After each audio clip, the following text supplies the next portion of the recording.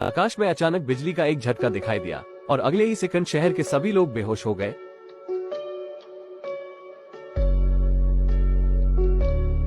तब पुलिस मौके पर पहुंची और उन्होंने उस आदमी को बचाने की कोशिश की जो वहां बेहोश पड़ा हुआ था। उन्होंने सुरक्षा रस्सी को ऑफिसर के शरीर से बांध दिया और धीरे धीरे आगे बढ़ने की कोशिश की, लेकिन जैसे ही वो उस बेहोश आदमी की बॉडी के पास पहुंचा तो वो भी बेहोश हो गया। मौके पर मौजूद लोग फौरन सहम गए। रस्सी से खींचकर उसे वहां से निकाल लिया गया। पुलिस ऑफिसर्स ये देखकर अचंभे में थे। अधिकारी ने ऊपर से शहर की जांच करने के लिए एक हेलीकॉप्टर भेजने का फैसला किया, क्योंकि अगर जल्द कुछ नहीं किया गया तो बड़ी दुर्घटना हो सकती है। जैसे ही हेलीकॉप्टर ने शहर में प्रवेश किया, उसमें सवार पायलट बेहोश हो गया और हेलीकॉप्टर तुरंत क्रैश हो गया। तभी उन्हें समस्या की गंभीरता का एहसास हुआ। उन्होंने आसपास के लोगों को निकालना शुरू कर दिया। लोगों को शहर से निकलने के बाद जितने भी लोग शहर में बेहोश हो गए थे वे सभी जाग गए। शहर अपनी मूल स्थिति में वापस आ गया है। लेकिन अजीब बात यह है कि किसी चमत्कार से शहर की सभी महिलाएं प्रेग्नेंट हो गई है। लूसी को पता चलता है कि उसके शरीर से एक पूंछ निकल गई है, जिसे देखकर वो डर जाती है। उसे डॉक्टर के पास जाने में शर्म आती है, इसलिए वो एक कैंची से उसे काटने की कोशिश करती है, लेकिन बहुत दर्द होता है, इसलिए वो ऐसा नहीं कर पाती। अगले दिन लूसी के स्कूल जाते समय रास्ते में उसकी एक क्लासमेट जानबूझकर उससे टकरा जाती है। लूसी को थोड़ा गुस्सा आया और फिर वो लड़की जो लूसी से टकराई थी उसके के साथ कुछ अजीब हुआ। वो जमीन पर गिर गई और उसके हाथ घायल हो गए। लूसी उन शांत छात्रों में से है जिसे बाकी छात्र स्कूल में परेशान करते हैं। जैसे ही वो जिम में जाती है, बाकी छात्रों ने उसे घेर लिया और उसे बास्केटबॉल से मारा, भले ही उसने कुछ भी गलत नहीं किया था। बेचारी लूसी अपने सिर को पकड़कर बैठ जाती है और यहाँ तक उसकी सबसे अच्छी दोस्त जेनी ने भी उसे मारा। लूसी ने गुस्से से जेनी को देखा, अब वो उससे नफरत करती है और फिर कुछ अजीब हुआ। बैथ की नाक से अचानक खून बहने लगा। लूसी मुस्कुराई, लेकिन वह नहीं जानती थी कि यह उसकी पूंछ थी जो उसकी मदद कर रही थी। बाद में उसने अपनी जर्सी उतारी और पाया कि किसी ने उसके पीछे कुछ लिखा था, और उसे और भी गुस्सा आया जब उसने देखा कि उसकी बास्केटबॉल से पिटाई का वीडियो टिकटॉक पर वायरल हो गया है। दोस्तों, वेरोनिका नाम की लड़की अपने मरे हुए पापा के आत्मा से बात करने के लिए अपने दोस्तों के साथ एक गेम खेलती है, जिससे उसके पापा तो नहीं आते, लेकिन कोई और खतरनाक आत्मा वहां आ जाती है। वो आत्मा उसे पूरी तरह से टॉर्चर करती है। फिर वेरोनिका एक नन से हेल्प मांगने जाती है। नन उसे बताती है कि तुम्हें उस गेम को पूरा करना होगा। गेम को अधूरा छोड़ने की वजह से वो आत्मा यहीं रह गई है, पर उसकी दोस्त ये करने से मना कर देती है। फिर वह अपने भाई बहन के साथ गेम को दोबारा शुरू करती है और शैतान की आत्मा से कहती है कि वो अपनी दुनिया में चला जाए, और वो आत्मा नहीं मानती। फिर वो आत्मा और भी ज्यादा गुस्सा हो जाती है और वो उन सब पर अटैक कर देती है। अब वेरोनिका अपने भाई बहन को बाहर भेज देती है, लेकिन वे शैतान वेरोनिका को नहीं छोड़ता और वो उसको मार देता है। ये दुनिया का पहला ऐसा केस था जो कि पुलिस की आंखों के सामने हुआ।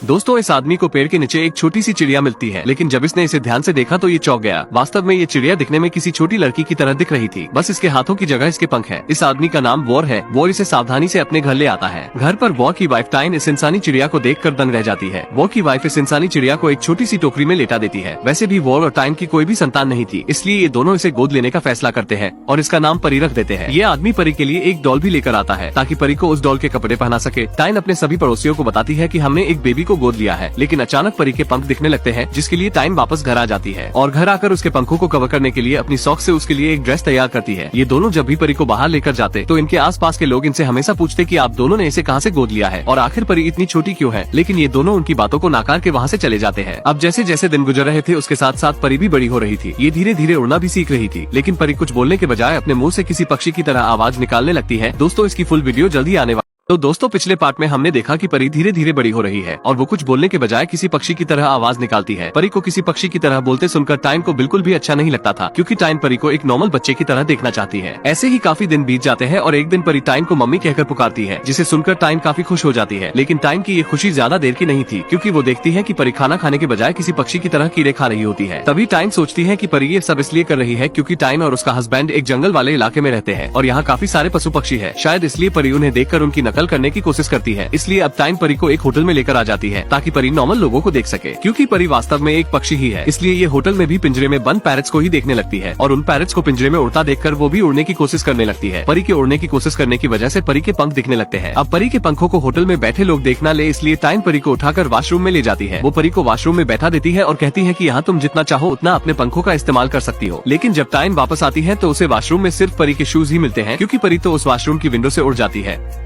30 वर्षीय केंजी अपनी मांगा कॉमिक पर काम कर रहा था। तभी उसकी मॉम उसके रूम में आती है। वो कहती है उसे ये फालतू के काम छोड़कर कोई अच्छी नौकरी करनी चाहिए। केंजी अपनी मांगा उसके हाथों से छीन लेता है, लेकिन गलती से उसकी माँ को उसका धक्का लग जाता है। वो जमीन पर गिर जाती है। उसका शरीर लगातार एक धुन में कांप रहा है। अब केंजी अपनी माँ को देखता है, लेकिन वो जानकर हैरान है कि उसकी माँ इंसान न होकर एक रोबोट है। वो अपनी माँ का टूटा हुआ हाथ उठाकर देखता है। उसे वहाँ कंपनी का लोगो नजर आता है। वो अपने डैड को इस बारे में बताने जाता है, लेकिन वो रुक जाता है। उसे शक है कि कहीं वो भी तो एक रोबोट नहीं। अब वो इस बारे में अपनी गर्लफ्रेंड कियोको को बताता है और उसे अपने घर लेकर आता है, लेकिन अब वो देखता है कि उसके रूम से उसकी माँ की बॉडी गायब है। अब कियोको की उंगली वहाँ पड़े एक कांच से कट जाती है। अगले दिन जब केंजी काम से लौटता है तो वो अपनी माँ को एकदम ठीक हालत में पाता है। अब उसे विश्वास हो जाता है कि वो एक रोबोट ही है और उसके डैड भी पक्का एक रोबोट ही होंगे। अब एक उसकी गर्लफ्रेंड ही है जिस पर वो भरोसा कर सकता है। वो उसके घर जाता है और उसे कहता है कि वो एक बड़ी मुसीबत में है, लेकिन तभी वो देखता है कि उसकी उंगली पर जो कट लगा था वो अब वहाँ है ही नहीं। अब वो अपने सामने बैठी औरत से पूछता है, बताओ असली कियोको कहाँ है।